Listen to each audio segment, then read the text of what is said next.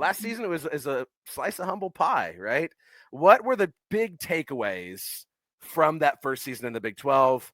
Also, I would say, are y'all happy to be in the Big 12? Are you enjoying the Big 12 so far? That would be another question I have for you. Well, I'll say my takeaways from last season, first of all. Obviously, yeah, there was high expectations for Utah going into last season and a new conference and all of that. When Cam Rising went down in that Baylor game, I still was hopeful. And then by the end of the season, we were on our fourth string guy. And James and I were talking about this earlier. Like, I think you're hard pressed to find a team who's on their fourth string quarterback who's still going to have a successful season. And unfortunately, that has been the past 2 seasons for Utah. And so yeah, the takeaway is I hope I never have to see my 5th string quarterback ever again, ever. Because it's been now 2 years in a row where by the last game we have our 5th string guy in, and I hope I never know the name of our 5th string quarterback ever again. That's fair. That's fair. James, what are your overall thoughts? Yeah, I mean, for me, Utah started 4-0 last year, including a home win against Baylor. It wasn't a conference game, but a home win against Baylor. And like Bryn mentioned, Cam Rising gets knocked out. Didn't know the extent of the injury at that point. And then went on the road with a true freshman backup quarterback in Isaac Wilson and knocked off Oklahoma State. Now, at that point of the season, no one really knew what Utah was going to look like. Oklahoma State was ranked 14 at the time. So my expectations were still really high. But then, a true freshman became a true freshman. He got hurt.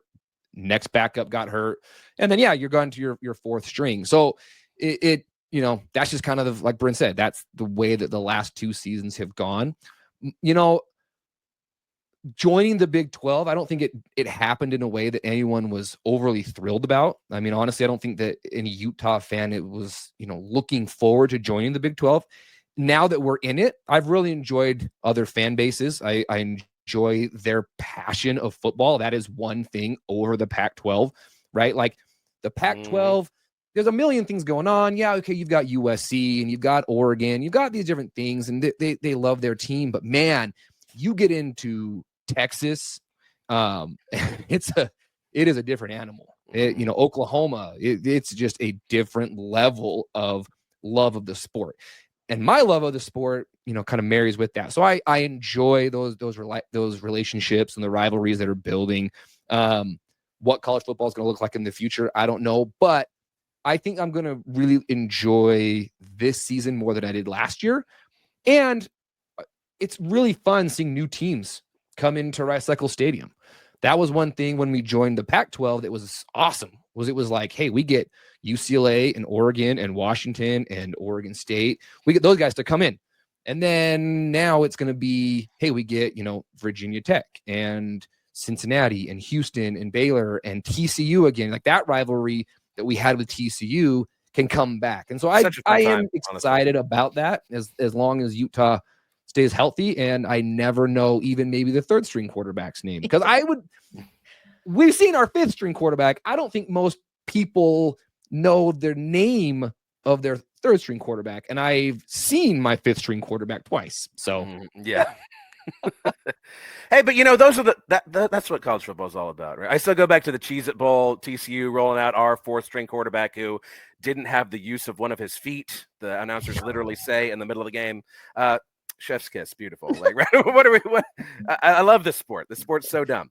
Okay, but yeah, I mean, you talk about. I promise we won't dwell on last season too much, but just really looking at that schedule and the 7-game losing streak. I mean, that's brutal. That's something that Utah fans thankfully haven't had to experience in a very long time. I mean, maybe I don't know how old y'all are. Y'all don't seem y'all seem about my age. Probably not, since y'all have been fans, right, of Utah. You haven't had to experience a 7-game losing streak. I mean, can you encapsulate that for anyone who's not from Stillwater, right? And who hasn't had to experience that recently, what that was like? Yeah.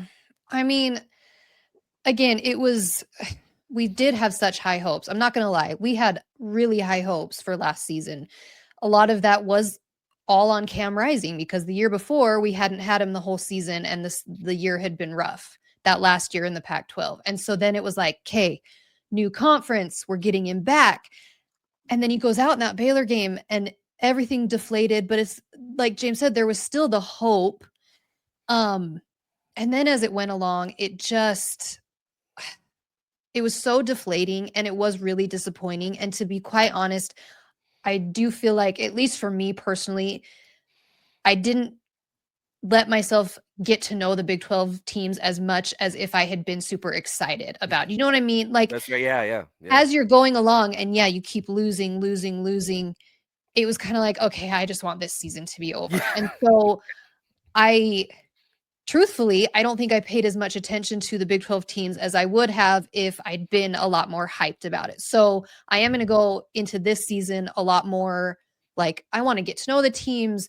We haven't gone to any away games in the Big 12 yet. I would love to be able to do that at some point, because I've heard amazing things about a lot of these stadiums and the towns. So, I mean, we hadn't had a season like that probably since we joined the Pac-12, because right when we joined the Pac-12, we had a couple losing seasons, but we hadn't had the years of the really high highs at that point. So it was more, we were more used to it, I guess. So last season was, it was rough. Towards the end, I was just ready for it to be done, which is sad because I love college football so much and I want it to keep going. But I was like, okay, I'm ready to not have this anymore. Yeah. Well, the other thing about the 7-game losing streak, like I mentioned, I mean, we were 4-0, and five of those 7 games were one score games, one possession games. We got blown out by Colorado, but even the Arizona game was tight late into the game, and then they scored late to make it a 2-score game. So 6 of the 7 games were really close, and so I think that was part of the frustration, was we just didn't have a very good offense. I mean, the offensive coordinator quit halfway through the year because it just wasn't working. You know, it just was, that was for me a huge level of frustration, is that the defense kept us in games, but we just couldn't do anything offensively. And yet, with 3 minutes left in the game, we're down by 1 point.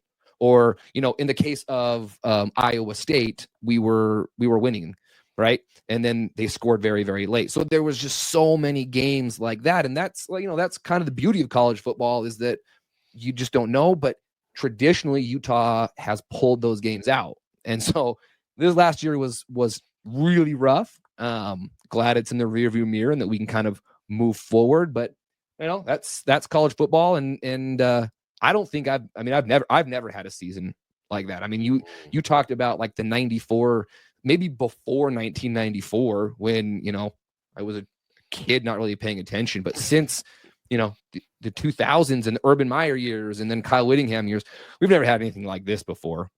Yeah. Well, you talked about traveling to games. I'm curious, did either of y'all ever make it down to Fort Worth during the Mountain West days? No.